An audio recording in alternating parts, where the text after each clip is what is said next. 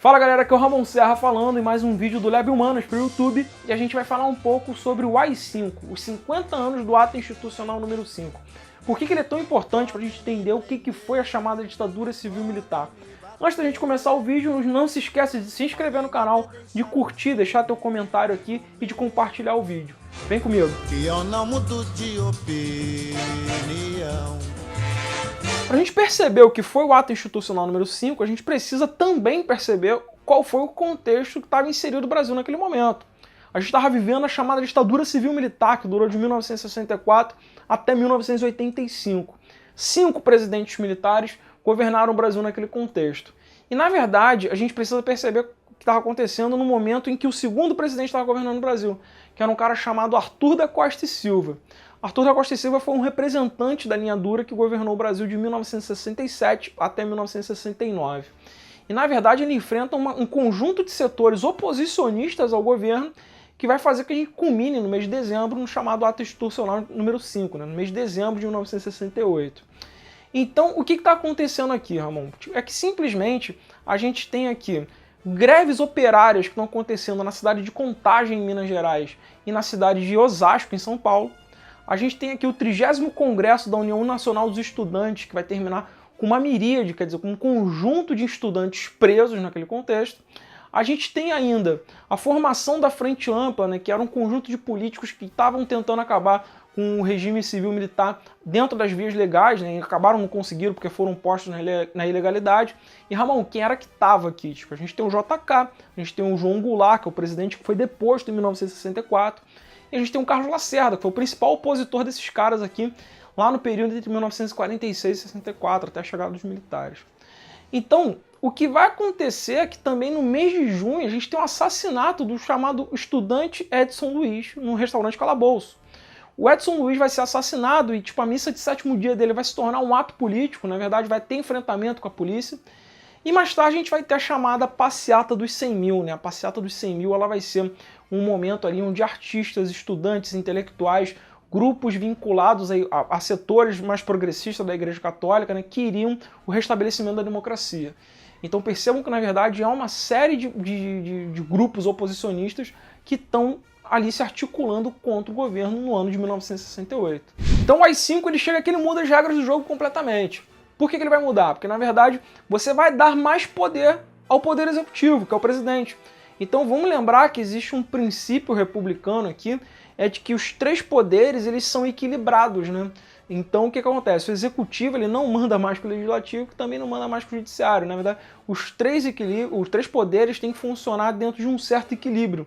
E, portanto, galera, na verdade, o que vai acontecer? Você vai ter a cassação de direitos políticos, alguns deputados que não são aliados ideologicamente com o que os militares queriam, foram cassados, tiveram seus direitos políticos, enfim, tipo, cassados, os caras não vão poder mais se eleger. A população não vai poder mais votar para presidente, né? Então, assim, tipo, a gente vai ficar aí 21 anos praticamente sem votar para presidente, né? Na verdade, a gente vota para presidente pela primeira vez em 1989. Então, o que está acontecendo aqui? De 1964 até 89, a gente vai ficar sem eleger um presidente diretamente, né? E o Supremo Tribunal Federal, tipo, ele não podia, de certa forma, julgar a aplicação do AI-5, né? Então, o que está acontecendo aqui?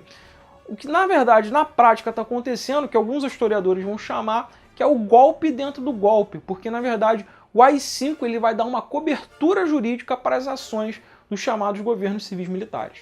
Especificamente sobre o AI-5, a gente vai ter 2 pontos para tratar. Um nesse primeiro vídeo e o outro em um vídeo posterior, onde eu vou falar dos freios morais do AI-5. Aqui eu vou falar especificamente sobre a luta política, né? Sobre como uma esquerda revolucionária, que ela se pretendia enquanto revolucionária, né? Ela vai tratar tipo, a política naquele momento, né? Porque, na verdade, o que vai acontecer? Vai acontecer uma série de movimentos guerrilheiros, né?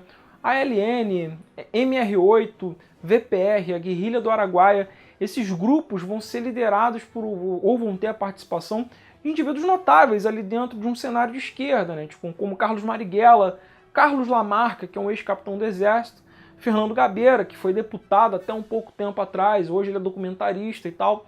Então, o que vai acontecer aqui, galera, é que essa esquerda, na verdade, ela vai se inspirar em ideais marxistas, em ideais mais vinculados a movimentos como a Revolução Russa, movimentos como a Revolução Cubana, que vai ser a grande inspiração desses movimentos, ela vai se articular dentro dessa perspectiva contra o regime civil-militar, né? E obviamente ela vai ser reprimida, né? Tipo, muitos indivíduos vão ser mortos. Vamos lembrar que a gente tem a chamada Comissão da Verdade, que busca apurar, resgatar a memória do que aconteceu nesse período, né? Galera, memória que é uma parada muito interessante para você entender o Enem, tá? Tipo, um conceito de memória, né? Como é que a gente entende o passado, né? Tipo, então isso é importante para a gente perceber que o Enem trabalha com conceitos como esse, conceitos como memória, sobretudo a respeito da ditadura civil-militar, né? Tipo, ainda hoje há uma perspectiva de disputa pela memória da ditadura militar, né? Por dois grupos especificamente. E aí, galera, a gente vai precisar entender mais tarde que, na verdade, existem freios morais dentro do AI-5, né? Artistas vão ser perseguidos, censurados, e, enfim, tipo, a gente vai falar isso aí num outro vídeo. Prometo pra você que no máximo umas 3 semanas a gente vai falar sobre isso aí. Galera, curtiu? Deixa teu like aqui, se inscreve no canal, compartilha. Preciso de compartilhamento para gerar engajamento nesse canal pra gente continuar relevante aqui no YouTube. Galera, valeu, forte abraço, até o próximo vídeo. Fui! Chega, que mundo é esse? Eu me pergunto. Chega, quero sorrir, mudar de assunto. Falar de coisa boa, mas na minha alma ecoa agora um grito. Eu acredito que você vai gritar junto. Chega!